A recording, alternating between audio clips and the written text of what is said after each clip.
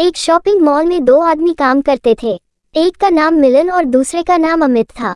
दोनों 5 सालों से उस मॉल में एक साथ मिलकर काम करते थे और दोनों ही अपने काम में काफी ईमानदार थे।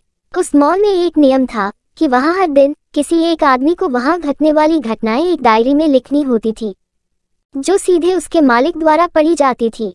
मिलन एक दिन किसी वजह से शराब पीकर काम पर गया। उस दिन डायरी में नोट्स लिखने की जिम्मेदारी अमित की थी। दिन खत्म होने पर अमित ने डायरी में लिखा, आज मिलन नशे में धूत होकर काम पर आया। मिलन ने उस डायरी को पढ़ लिया और अमित के पास जाकर उससे अपने ऐसे व्यवहार के लिए माफी मांगी और उससे रिक्वेस्ट की कि तुम भले ही डायरी से आज लिखी बात मत मिटाओ, लेकिन तुमने जिस तरह से ये बात लिखी है उससे मेरी नौकरी जा सकती है, क्योंकि वो सच होते हुए भी आधा सच है। तुम उस डायरी में आगे लिख दो कि मिलन 5 सालों में पहली बार शराब पीकर आया। अमित उसकी कोई भी बात सुनने को तैयार नहीं था। वो बोला, मैंने जो कुछ लिखा है बिल्कुल सच है और मैं उसमें कोई भी बदलाव करने नहीं वाला।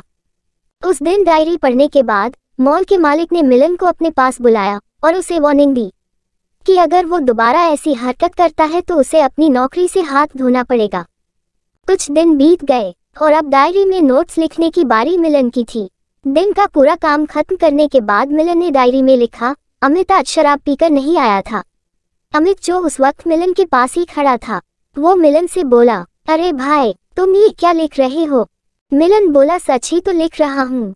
क्या तुम शराब पीकर आए थे?